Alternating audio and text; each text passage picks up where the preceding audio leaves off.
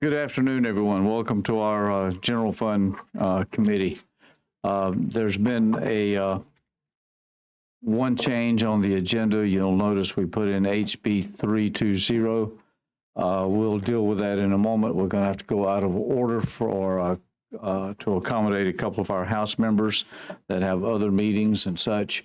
So we're going to deal with the 126 and 127 first, that's part of the budget package. And when we do those, we'll move back up to the head of the agenda and continue from there. So, clerk, call the roll.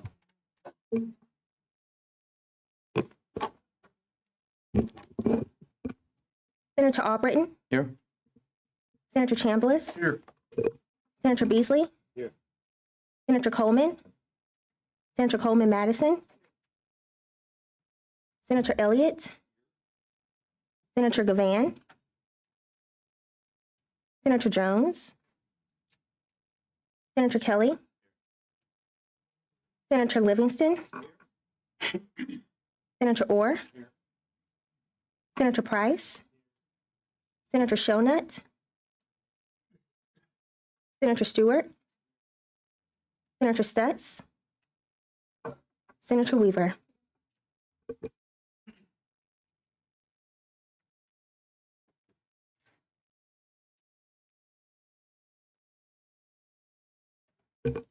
HB 155, Representative Hall. This is a bill, a part of the budget package. It is the Coalition Against Domestic Violence.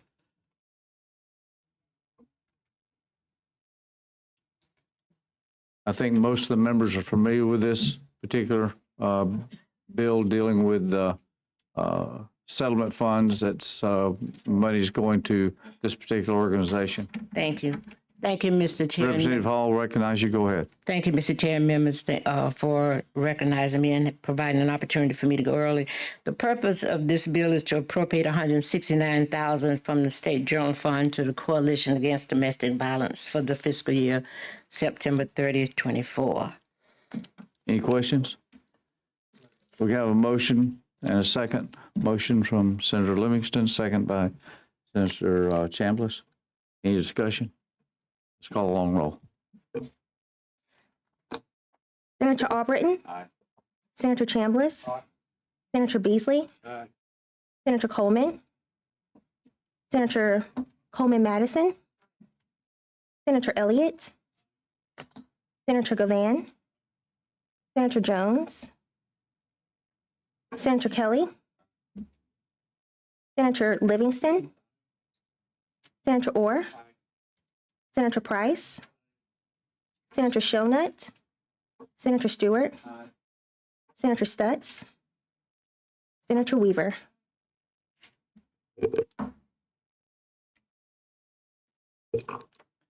We have 12 yeas, no nays. Bill's given a favorable report. Thank you, Representative Hall. Thank you.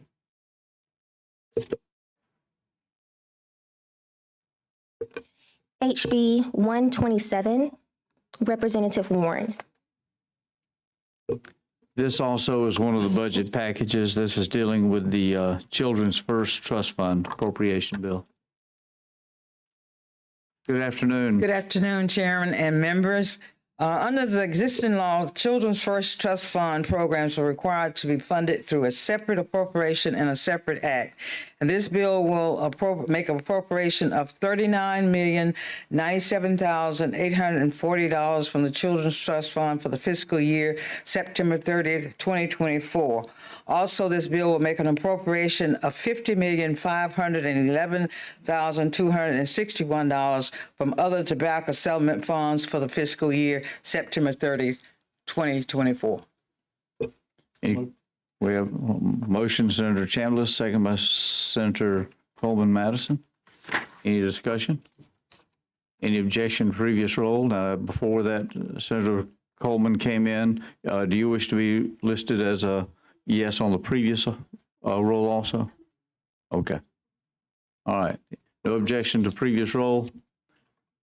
No objection. Then we have a favorable report. Thank you. Thank you.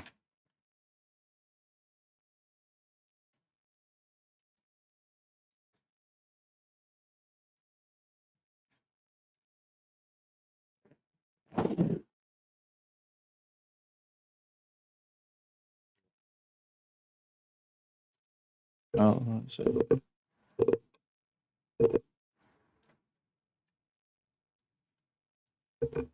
HB 320, Representative Bedsole.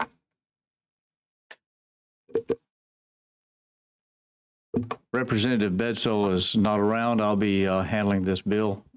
HB 320. Mr. Hillman, would you want to come up and tell us what we're doing here? Thank you, Mr. Chairman. Members of the committee, thank you for allowing me to address you. If you'll recall last year when we passed the permitless carry bill, there was a financial component to that bill for the sheriffs that we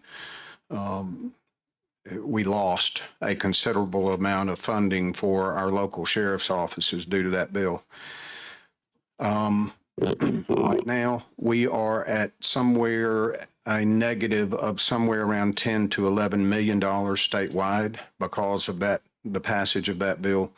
And last year in the bill, you all created a fund to help reimburse some of those funds. That bill initially set up was for 3 years and $5 million a year. In addition to that, the funds were routed through ADECA and then to the county commission intended to go to the sheriffs. There was a fluke in the language last year when it passed that forced the counties to maintain those funds and not give them back to the sheriff. So what we are doing with this bill is the original thought was $7.5 million for 5 years. I understand there's going to be an amendment today to take that to 5. But in addition to that, there will be a fix for the flow of the money from ADECA back to the sheriffs. So the way it will work now, if this bill passes, and it's already passed the House almost unanimously, the dollars will leave ADECA, they will go to the county commission, and within 30 days, the county commission has to give the dollars back to the sheriff. Also, there's it's specified in the bill that the county commission and the sheriff can only spend those funds as they were authorized by law prior to the passage of the permitless carry. Okay, so none of that stuff changes. We're just making sure that the sheriff can have access to those funds for his needs. Couple other things that the bill is doing.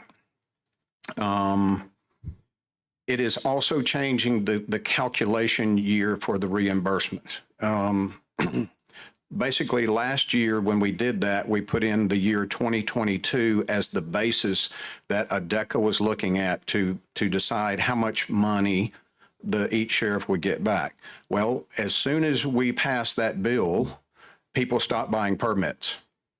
We are down somewhere between 70 and 80% on permit sales right now. And that happened immediately after we passed that bill. I believe it was in May. So things started falling off. So now if ADECA, per current law, if ADECA goes in to calculate how much money that sheriff gets back, then they look at the first quarter and the second quarter, we're okay. But as soon as the third quarter hits, it goes like that. So what we did is we rolled that back to 2021 instead of 2022, before all of that stuff took place. Is that most of it? That's most of it, and I'm sorry, Okay. Mr. Chairman. Thank you. Is there any questions? Senator Coleman Madison. Thank you, sir. The question I have is, you said that after the law passed, well, the money went to the county, but the county did not give the money to the sheriff's department. So has money already been appropriated that was not given, and what happened to that money? And it varies. I'll give you a lawyer answer. It varies by county as to how that has been handled. Some counties, all counties take it in. The law said that they have to take it in and create a special fund for it. If I might, jump sir. in. The monies that we appropriated went to ADECA and then it went to the counties. At that point, how it got or if it got to the sheriff is unknown, to at least to us. We'd like to find that out. However, what we're doing in the amendment I'm going to present is curing that. so that the money that goes to ADECA that we have already appropriated will then go, it will have to go through the counties, but they have a time limitation on when that money has to go directly to the sheriffs. That accurate? Yeah, that is accurate. Yes, So sir. we'll have to investigate the other part on that, but this is trying to fix that problem right now so that the monies can be flowing. And I can appreciate us trying to rectify something, but I am concerned about the intent of the law that was passed, and I think that was very clear. Counties understood that, and we try to work with and protect our counties. And so I'm hoping that our county commissioners are not usurping the intent of the law, especially since they are down here all the time, and we try to work to protect their interest. Let's make sure that the money goes where it is intended to go, or next time you may come up short. The other thing is that I just want to clarify one thing. When you said that immediately after the law passed, after we passed the law that gave the money to the sheriff's department, permits stopped or decreased. Yes, ma'am. No, permits decrease immediately when we pass permitless carry. Yes, ma'am. That is correct. Thank you. Chairman, this question, is any of this retroactive to take care of this foul up that happened? No, there's not. We're simply going to start with this one to start the flow. We'll worry about that as we hopefully in this next year. This is not a full cure. We've got to find that, and to do that, there's a lot of issues we got to deal with. Move We we hope adopt you- the amendment. Everyone has the amendment. We have a motion and a second. All in favor using the same previous roll? All right. Amendment is adopted. We're now on the bill. We have a motion on.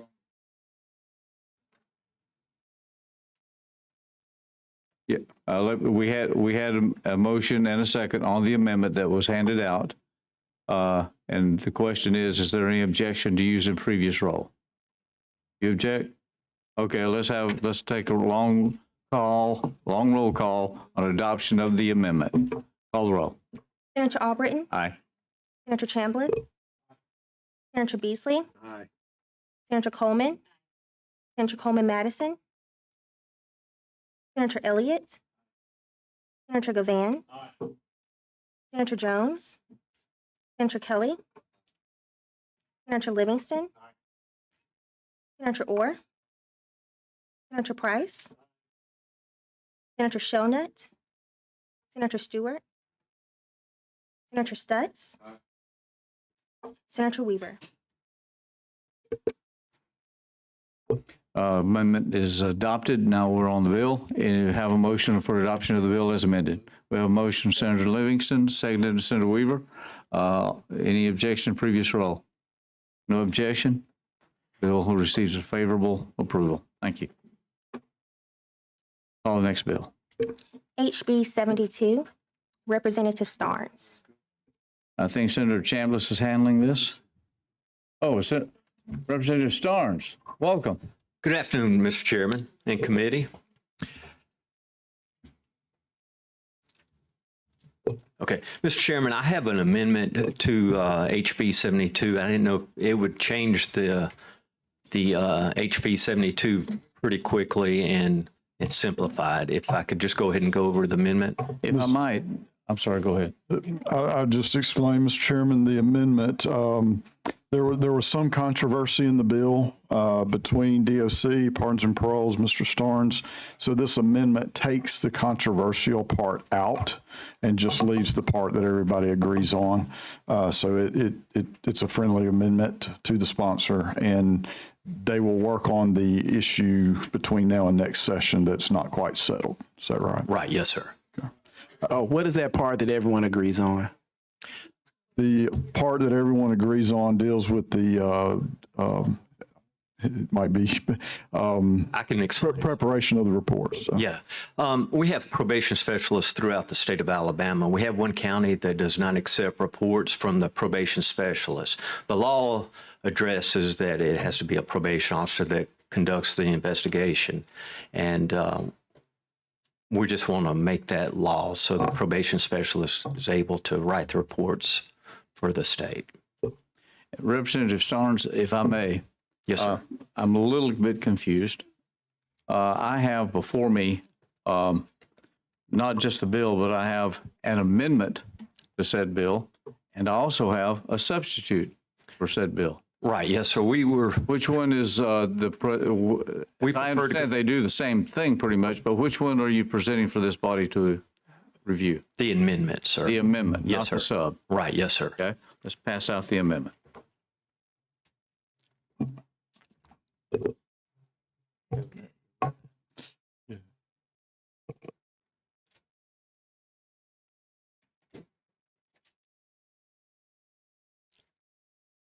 And as that's being handed out, you're telling us that the amendment removes the controversial parts out of this, dealing with, what was it, the Exigent circumstances for parole court hearing. that's one, and that was it? Yes, sir. Okay. And then just the second part is the probation specialist is what I like And the to. probation specialist. Okay, Yes, sir. thank you. Everyone's got the amendment now, and you see that's the wording there and the changes that's there, and you've heard the explanation. Any discussion?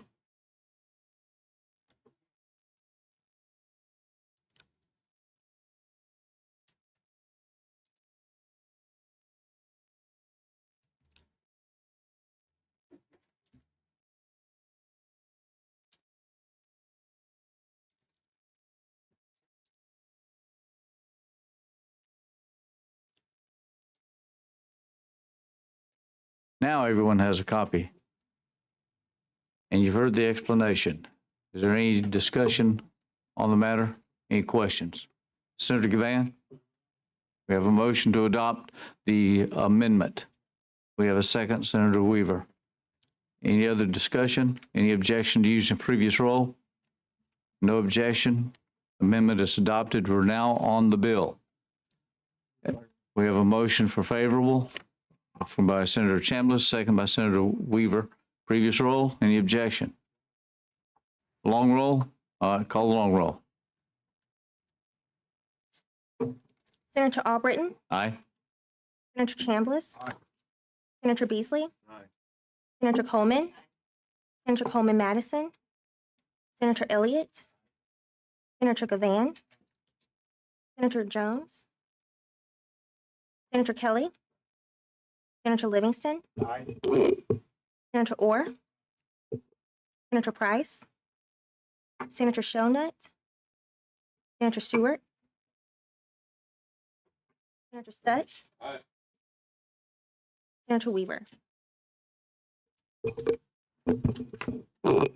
12 yeas, 1 abstention, I think that is. Bill's given a favorable report. Call the next bill. Thank you, Mr. Chairman and committee.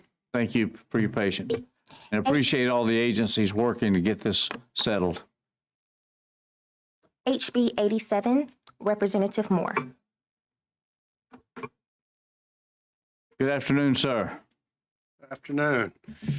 Thank you. So this bill would increase the time period which an agency or the state or a political subdivision of the state must reimburse an agency of the state for a political subdivision, going from 24 months out to 36 months for the training of a law enforcement officer, certified corrections officer, fire protection personnel, or firefighter. This bill would also add for custom-fitted uniform items to the required reimbursements for specialized bulletproof vests, things of that nature. Questions on the bill? Senator Coleman Madison. How long, Representative? It's going from 2 years out to 3 years. Extends the time frame from 1 year. Extends it 1 year. And are these officers coming out of their pocket directly? In some cases they are, and in these smaller municipalities, it puts a strain on them if someone is hiring them away because it's just a repetitive process. So this just provides a little bit more stability there. Maybe I'm missing the point. Back it up and kind of explain to me. I apologize. I have not read your bill. Yeah. But I'm really trying to understand exactly what is going on. So if we're talking about reimbursement, it seems like Even Yeah. 2 years is a long time, but maybe this is something, there's something else underlying that I'm missing. Yeah, so right now, if, say, I am hired on to an agency or a department, and then another opportunity comes along to make more money at another agency somewhere within the vicinity, I accept that job within this time frame. That agency that hires them away would be responsible for paying that agency they're leaving for their training, because Okay. these smaller agencies are struggling to try and Right. keep up, and it just provides a little bit more stability for these. Okay, that makes departments. sense. Thank you.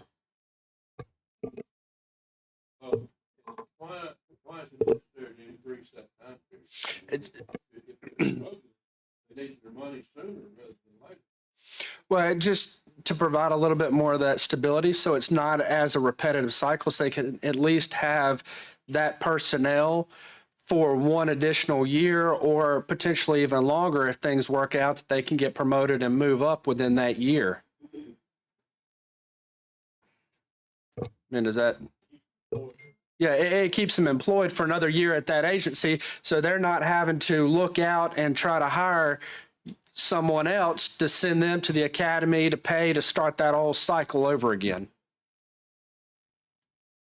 Mr. Chairman, Senator Elliott has a question first.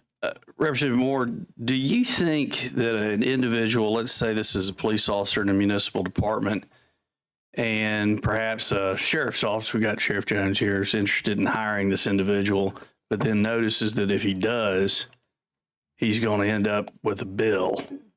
Does that mean that that individual that might move into a different agency is pretty much stuck where he is for 3 years now instead of 2, and that he's looked at differently, he or she, maybe unfavorably because they can't move because there's a bill associated with them if they get hired? Well, I mean, theoretically, I guess that would be correct, but I do appreciate APOS, the Sheriff's Association, the Police Chiefs Association, the Firefighters Association, all working with me on this bill to get it to where it is today. Chairman. Senator Keith. Representative, would this be a correct statement that what this bill really does is your smaller police departments that are underfunded and hire these folks, it helps them not only retain them a little bit longer for that paid training instead of having them for a short amount of time and being out that training and having to repeat that process. If they go to a larger department, making more money in that amount of time, that department would reimburse that smaller department for the money because they have the resources to do that. Would that be a correct statement? Correct, just for their training period. So that would effectively would kind of equalize the training since the smaller department had paid for it and now they're the larger department. Would that be a correct statement? That's correct, it would be. Thank you. Senator Orr? Yeah. Mr. Chairman, I'd move favorable. A motion and second. Any, we got a good long roll? Any objection using, all right, we got a yes here. You want to add to the roll? So we have 14 yeas and no nays. Bill's given a favorable report. Thank you. Thank you, Mr. Chairman. Thank you, Thank you. committee. Call next bill. HB 220, Representative Ellis. Representative Ellis, this is your Shelby County Board of Registrars meeting days increase. Is that correct? That is correct. We've done several of these. We got a motion for favorable. We have a second. We have a second. Any objection to previous roll? No objection. Bill's given a favorable report. Thank you. Thank you for Good your job. time. Yeah. That was the easiest one I've ever done. We expect reciprocity, though. Well, with that, we'll now move into the actual budget matters that we have before us, and we'll call the next bill. HB 465, Representative Reynolds. 465, this is an appropriation bill. This is a new appropriation bill, unlike the Children's First and the others. This is a new one coming out of the opioid funds, which we've gotten the first payment in fairly recently. This is an appropriation of $10 million out of the fund that monies that have come in. That's basically it. You'll see that coming around every year from this point. Also, further on, there is a a resolution that's will be coming in, setting up a committee that will oversee or correction will determine the best use of these opioid funds to give guidance and such. Senator Orr. Mr. Chairman, I'd move favorable. We have a motion, Senator Orr. Who is the second? Gavan. Any objection to previous roll? No objection. Bill's given a favorable report. Call the next bill. HB 126, Representative South. You want to do that, Representative South? You want me to? You doing it, Senator? All right. No, bring him up here. Let's let him. Well, he's already bailing out. I mean, come on. Fastball questions. This may be your absolute last time. That's right. Representative I'm South. for roast. Come ahead on. Get the notebook. On please. line 93, Mr. Chairman. Let's start quoting it, right? Yes, sir. Thank you, Go Mr. ahead. Chairman. Members, this is the Medicaid savings bill. It would cap the savings account at $100 million, but it basically would keep us from having to reappropriate funds that Medicaid keeps in reserve year over year. Questions? Second. We have a motion and a second. You got those? Motion there. Golden Madison, second. All right. Objection to previous roll? No objection?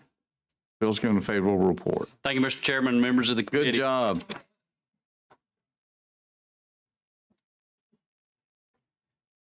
Call the next bill. HB 154, Representative Bracy. Mr. Chairman, I'd move favorable. Children first. You be classified as a no on this vote? No, I think, there are people that are sitting out there and there are people that are watching, they're observing, and they don't know what's going on. So for the benefit of those people that are out there, let's tell them what's going on with the people's money. This is a 2% raise for state employees. We have a motion by Senator Orr, second by Senator Beasley. Any other questions? Any objection to previous roll? Bill's given a favorable report. Call the next bill.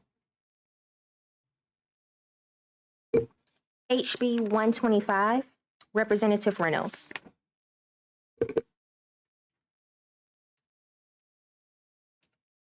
I think y'all would like to turn to this. I think we have a spreadsheet and a bill on this. So if we can get those handed out.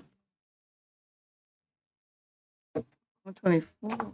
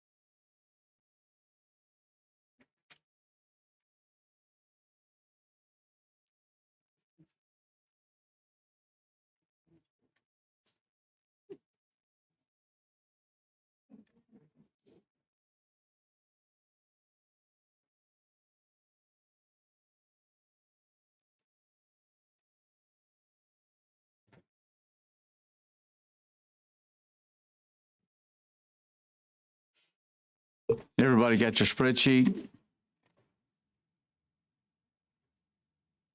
I think this is pretty clear as you go through, but the first box, if you will, there that has the availability and the expenditures, those numbers are making comparison between the governor's recommended, what the House passed, and what this substitute that's being presented is doing. And that shows the total amounts of the amounts on each category there, and then the totals in the highlighted yellow. Below that is the showing the actual expenses, again, are the determinations here. The governor recommended, the House passed, what this substitute is, and the far right column is the difference in the amount.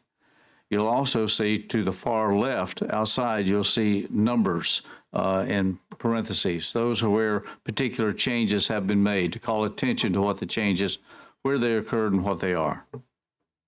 All I'll give you all a chance to look through on those as you go through. The attempt here basically was to make sure that we got a little more money spread around into various areas to cover the whole state in areas. We also wanted to make sure that we're conservative in some of these. You'll also be aware that when you get the bill itself, 125, what you'll see is there's been some monies and funds that have been moved from the supplemental into the revenue of the general fund budget. So it's not a matter that when you see that total reduction there, much of that reduction you will find in the general fund itself. Do we take that on faith, Mr. Chairman? No, sir. You'll be seeing the spreadsheet on the other one here too. In fact, if you want to, we'll go ahead and pass 125 out.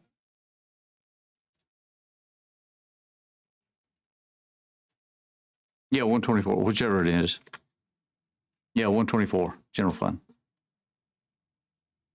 Both. Go ahead and pass them both out.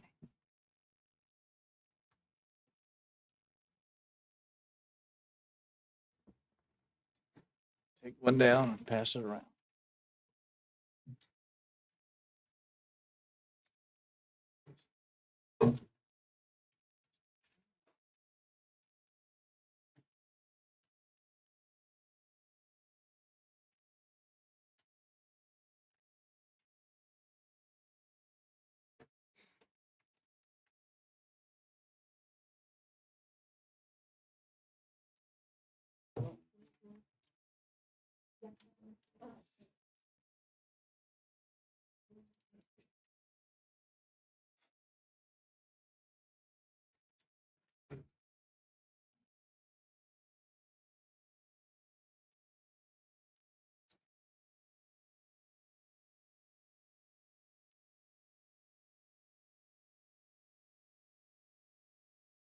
There's the spreadsheet. All right, thank you.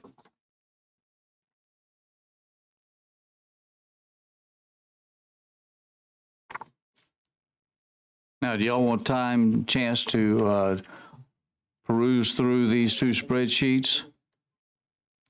Let's do that. If you have any questions, let's go ahead and deal with them.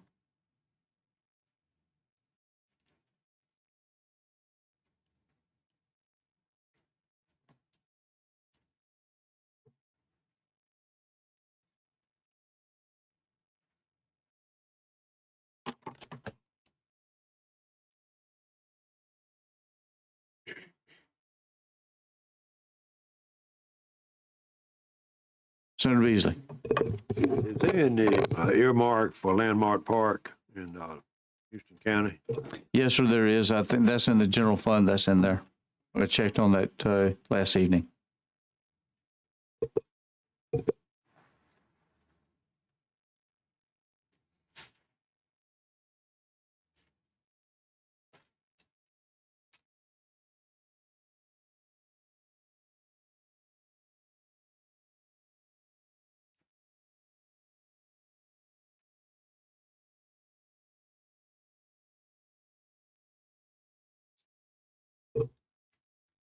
Rather than have dead silence, I will enter into a soliloquy to maybe explain a couple of things. Oh, I'll start talking now.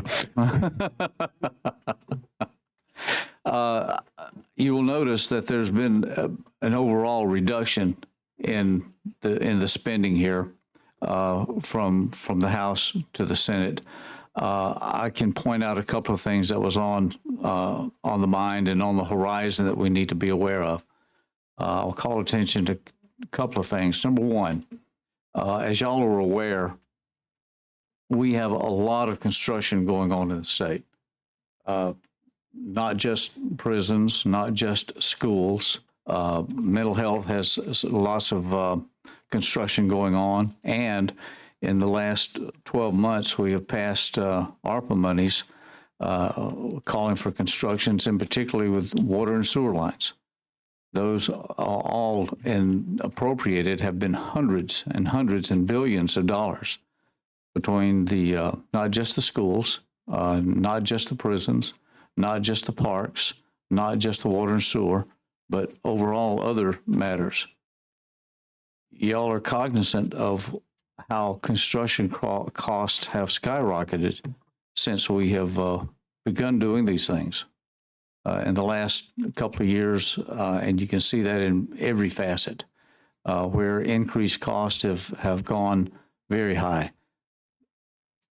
I would suggest that there's been a minimum of 30% increase in construction costs than anticipated. Those costs are going to have to come from somewhere. And even though we've had federal money to begin much of these, and we've had bond money to begin much of these, when we get to the end of these, there's going to be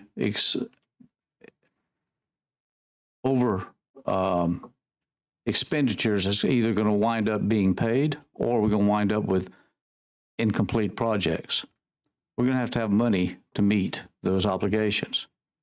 Hence, that's kind of my conservative nature here, is trying to prevent us from spending every dollar that we have to prepare for what we know is on the horizon, that which we have already contracted for, that which is already moving in place.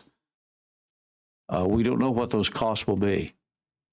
We can see whispers of that in several different aspects now, but it's going to be coming to us, coming home to roost very, very soon. So hence, I'm trying to restrict and prevent a total expenditure of the monies that we have today so that in the next year, we'll have the money to meet those obligations which we're already on hook for. Senator Gavan. A couple of things I would like to comment on. One is I do see that, and I know we've got this North Alabama, Central Alabama, South Alabama issue going on. But you notice I don't have any maps here. I don't have anything dealing with any of that nature. Well, you know, one thing that I noticed, and I'm not looking right at it right now, but there's like a $3 million hit to the forensics lab at Huntsville. And Huntsville, I mean, that's not just serving Huntsville. That serves all of North Alabama. And, you know, I don't know if $1 million gets it there or not. And one question I had particularly is, and it may be dealt with somewhere else, obviously not in my district, but it affects the state as a whole, is the hit to Taylor Hardin. I mean, I always understood that was something critical we needed to do. If you could just elaborate about that. As far as Taylor Hardin matter, easy for me to say. Yes, there is other monies. There's a couple of things that show up there. Number one, part of that money has been taken care of in the ETF, okay? Also, what I've done is boost up on the line in the general fund, you see, where part of that money has also been added in their line, increasing that to give them some more opportunity there. But no way around it. That Taylor Hardin is completed. It is finished. That's over cost overruns, construction costs. And frankly, that's $12 million approximately that the agency itself may have to deal with in their budget. Every agency, and if you'll recall, we had started out last year with budget hearings talking about inflation and calling attention to how inflation was going to affect and what their plans were to call attention to these matters. We, meaning the state, if we start taking on the over expenses of construction in every job, we'll never get there. We will be broke very soon. So that's my cautionary. That's how we tried to cover that base. And Taylor Hardin is one of the best examples there because it is more and it is a dramatic hit. That's where we are. Good question.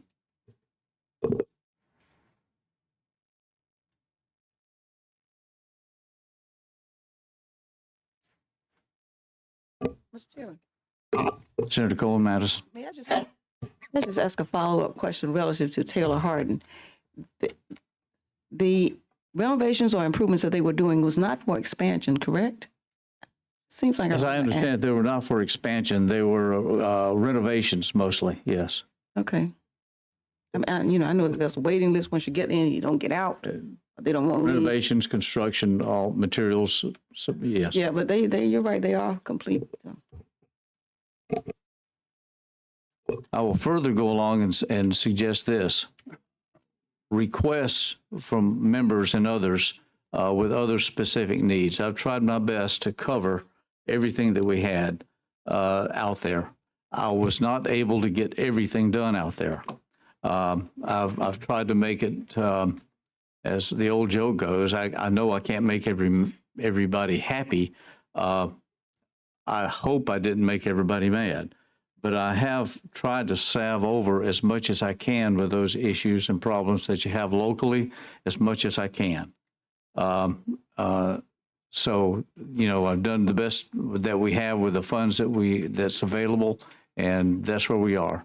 And I think we've met, most of us on the committee, as to where we are, and I hope we got all that right. With that, is there any other questions or comments? And I'll stick with the supplemental at this point that we have.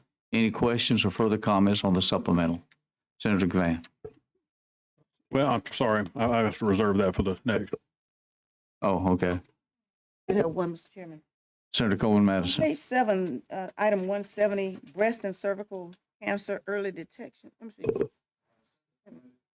Senator, if I might, you're talking about the general fund. Yeah. I'd like to be on the shorter one, the supplemental at this point.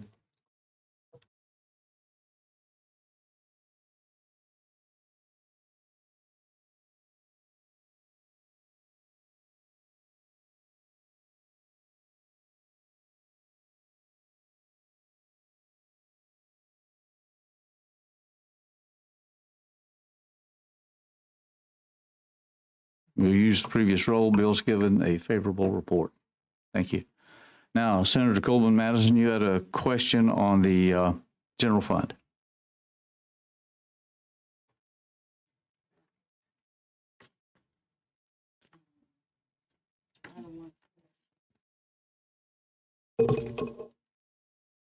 Line 170.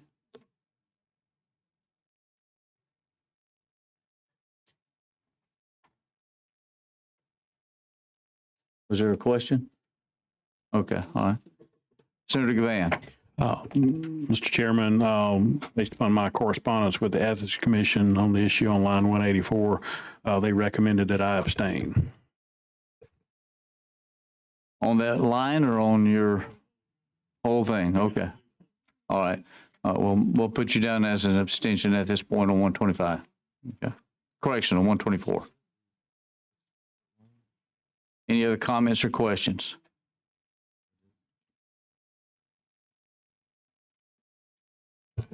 Mr. Chairman. Senator. I want to talk with you offline. I don't think my issue was adequately dealt with here. I don't want to get into it in committee, but I want to talk with you offline and see what we can do. I understand. I appreciate it. We'll do that. Thank you, sir. And I think we've had part of the discussion on that and part of a commitment, so we'll nail that down. All right. Any other questions or comments? Do I hear a motion? Mr. Chairman, I'll make that motion. We're talking about HB 124. HB 124, the general fund. So that move it. Motion, Senator Orr, second by Senator Coleman. Any other questions or comments? Any objection to use in previous role with the exception of Senator Gavan's abstention? No objection? Bill's given a favorable report. Thank you, ladies and gentlemen. Call the next bill. SB 232, Senator Elliott. Senator Elliott. Good afternoon, Mr. Chairman. How are you? I'm fine so far. Now, ladies and gentlemen, we had a public hearing on this. That public hearing has been withdrawn. We have a substitute on this, and I think 17 amendments. As yet to be determined, Mr. Chairman, but right. if you will indulge me, I will endeavor to explain the bill. If y'all will pass out the sub, we'll try to get on the sub, and then we'll work meticulously through the amendment. Well, I was wondering, maybe we can have an official, is there a way we could adopt amendments en masse? Well, I'd rather not. Nothing, never mind, I apologize. But I appreciate this suggestion. Go ahead, Senator. Thank you. Here's 232. Thank you, Mr. Chairman. Okay, members, this bill deals with peer-to-peer car sharing. So think of it as Airbnb for your vehicle, allowing you to rent your car, if you will, to your personal vehicle out to someone else. This is something that's very popular in my area of the world where we have a lot of tourists that come in. Rental cars are short, of course, and it's an opportunity to monetize your Jeep or whatever you've got to let somebody drive it for the weekend. So that is what we're trying to do currently.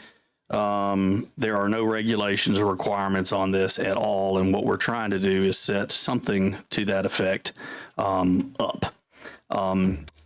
And the bill basically defines the car sharing industry in Alabama. It outlines certain insurance and liability requirements and makes a clear distinction between citizens monetizing their asset and the corporate rental car companies. So we're saying, hey, listen, this is not a rental car, and it shouldn't necessarily be treated like a rental car. It's your car. And when you purchase your car, you pay certain taxes, sales taxes, and other types of taxes on it, and it's your car. Rental car companies don't necessarily do that, right? They pay rental car fees, but not necessarily all the other taxes that you pay. So what we're trying to say is this is your personal car that you happen to rent, and you pay the taxes that are associated with that. And these are rental car companies over here, and they do things differently, and we're fine with that, and we're not going to mess with them. Car owners, personal car owners, pay all of their taxes up front at the purchase of the vehicle, and rental cars companies receive exemptions on their purchases and then pay rental taxes elsewhere. And Senator, is this just the bill? this is just the bill. We're getting to the sub, I promise. All right, all right. I'm moving along. Right. So basically, you either pay the taxes when you purchase the vehicle, or if you're a rental car company, you pay the rental taxes later.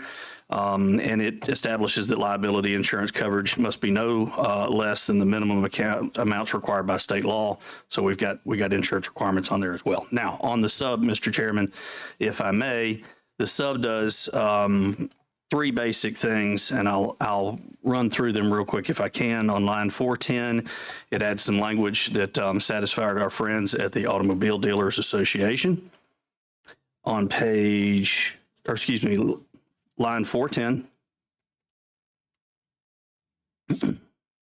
And if, y'all just holler if I need to slow down or something.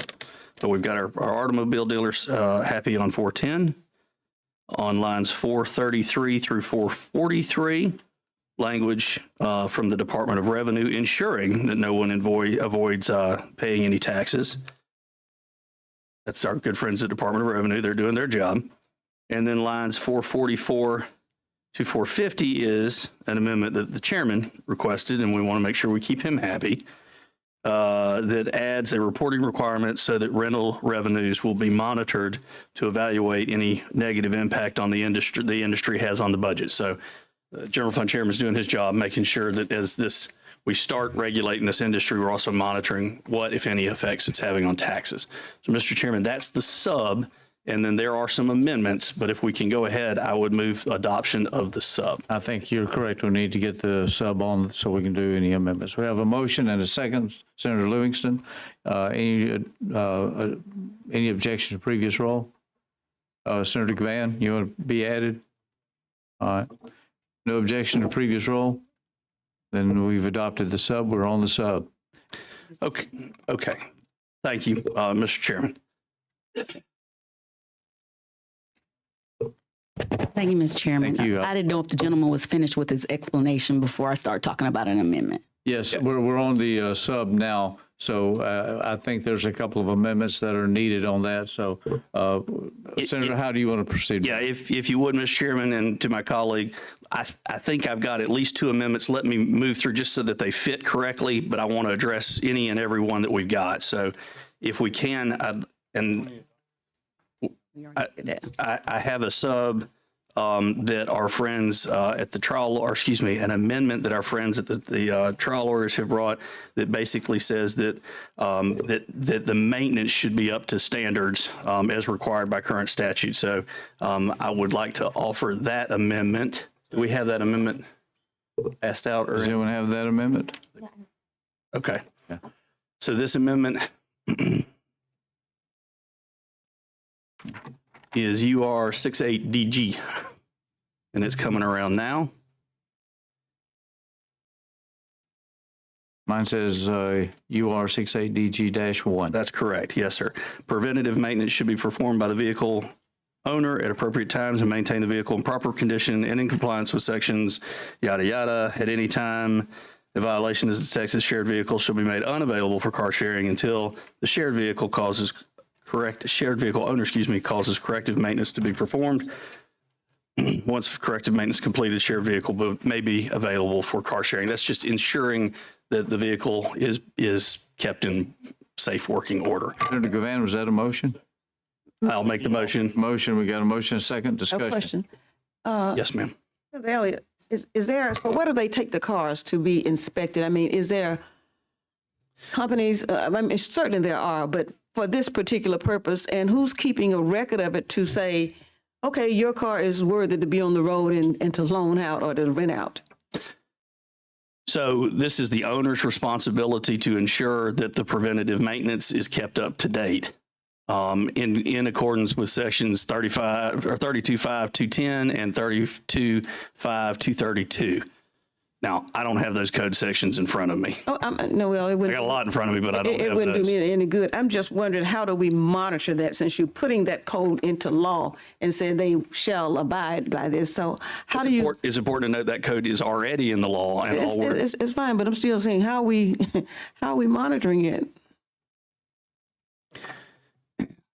it is saying that you shall not share the vehicle if you are not in compliance with the preventative maintenance procedures laid out in those code sections. Okay.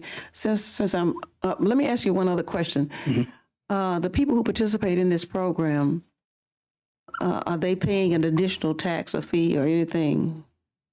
They've already paid their taxes. I know, so I'm just, in one synopsis that I was given, it was that they were charged, and I was totally opposed to that. I mean, what's next, your lawnmower? Sure. No, I'm with you on that. And that's the important thing to note here is that, you know, this is not, these folks, these individuals, our constituents do not enjoy the tax breaks that their big rental car companies enjoy. So the rental car companies pay their taxes differently. These folks are folks just like you and me. I'm just pay all want to make those sure that the taxes. citizens are not being penalized That's the whole for point of the bill. using their own personal property as they choose. If they want to, you know, next thing you know, where you loan it to your neighbors, well, you know, just a loan. You and I are on the same page. That is in large part the intent of the legislation. So, Mr. Chairman, I think we have a motion and a second on the adoption of the First Amendment. That's correct. Do we have any other questions or comments? Any objection to previous rule? No objection. Amendment 1 is adopted. How about that? Thank you, Mr. Chairman. Now, I believe my colleague has an amendment, and I would like to yield to her, Mr. Chairman, so that she may offer it, and I may ask the committee to do something with it.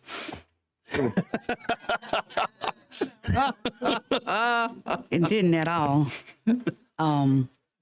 But this is specifically, you know, I know some folks have come to talk to you about the impact this bill could have on Jefferson County.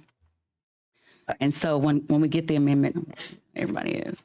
I think everybody has it now. This is Amendment 6FXS11-1? Yes. Okay. And it says, I'm going to read it and I'll tell you what it does. Sharing program notwithstanding subsection B, any local rental tax levy pursuant to Article 1, Chapter 3 of the Title 11, or pursuant to Article 3, Chapter 51 of Title 11, including but not limited to the rental tax levy pursuant to Section 45-37-244.01 shall be collected and remitted by any peer-to-peer car sharing program. And bless you. And the intent is that this amendment actually would ensure that the local rental car taxes that are collected at 3% in Jefferson County that actually pay for the bond for the BJCC are not impacted, or our football stadium, that big new football stadium that we have. So that is the intent of the amendment. Mr. Chairman. Go ahead. So the point of the legislation is to differentiate between the rental car taxes that rental car companies are paying because they are exempt from all of the other taxes that you and I and we and our constituents pay up front when they purchase a vehicle. So the purpose of the legislation is to really separate the two because we pay all those taxes up front. Your amendment would do in large part what my colleague from Jefferson was saying, which is then taxing those people again. But that is already in play. We want to make sure that we keep the tax. It would make us feel a lot better in Jefferson County if we got this amendment on, and it's not going to impact our bonds or our BJCC in the. May I interrupt for just a moment? Yes, I want Mr. to make sure Chairman. I think I understand. Senator Coleman, what you're suggesting here is that what this, your amendment does is provide a means so that your local entities tax that's there taxing leasing will have application upon these particular types of transactions. Is that accurate? Well, I don't know if that's accurate. Let me make sure that ask the question to me again. Yes. Yes. Yes. Okay. And Mr. Chairman, if I may further clarify. So the particular code sections are specifically about the county I and the recognize city. that. Okay. Exactly. And I understand you're trying to make sure that your entity doesn't have a drain on this bonds that this tax base was relied upon. Okay. Yes. We just want to make sure that. I just wanted everybody to be clear as to where we're headed with that type thing. Yes. Senator Gavan, go ahead. Use your mic, please. Apologies. My question is, does this deal with any other municipalities or counties, or is this solely Jefferson County? It's going to impact all cities and counties that may have. Mr. Chairman, if I may. Go ahead, Senator. This tax is not being collected on peer-to-peer car sharing that is occurring right now. So I would simply say that when we talk about the impact, it's not being collected now.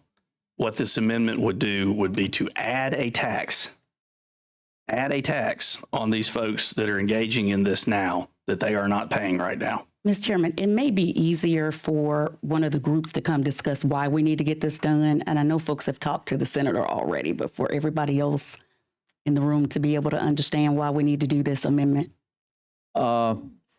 Let's, or we just take a vote on it. Do a public hearing, and that was pulled. I don't want to get too far in on this. I'd like to see what I think we have an understanding of what this is. I think so, and I think I'd like to get a feeling of the body and thank you. Call a long roll on this. Well, I'm gonna move adoption of the amendment. Okay. Okay. Motion and second. Let's call the long roll. Senator Albritton? I'm going to abstain at this point. We'll see how the body goes. Senator Chambliss? Senator Beasley? Senator Coleman? Aye. Senator Coleman Madison? It's Senator for Elliott? Jefferson County. No. That was a no. You got that right. I just want to make sure we got the no. Okay. Yes, I heard your no. I just want to make sure that was no. My Senator colleague. Van? Senator Jones? Senator Kelly? Senator Livingston? Senator Orr? Sitting right next to me. Senator Price? Senator Shellnut? Senator Stewart? Senator Stutz? No. Senator Weaver?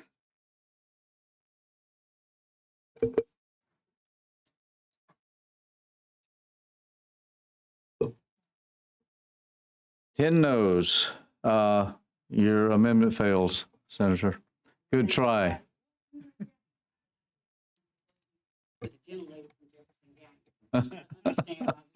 Senator, go ahead. We got Mr. Chairman, I'd move favorable report. Is that all we got on this? That is all I believe there is. All right, and I we have a appreciate the motion. chair's indulgence as we move through that. We have a motion for favorable. We have a second, Senator Orr. Okay, let's call a long roll. We don't want to use the previous one. Senator Albritton? Aye. Senator Chambliss? Senator Beasley? Senator Coleman? Senator Coleman Madison? Senator Elliott? Aye. Senator Gavan? Senator Jones? Senator Kelly? Senator Livingston? Senator Orr, Senator Price,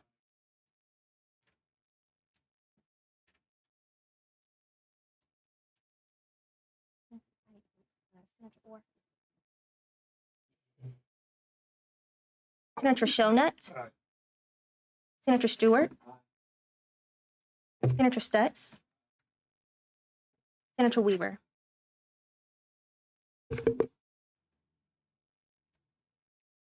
Bill's given a favorable report. Thank you for a wonderful day, ladies and gentlemen. We stand adjourned.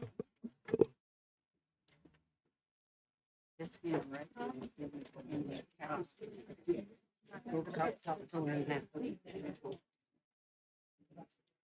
the point now you gonna get it?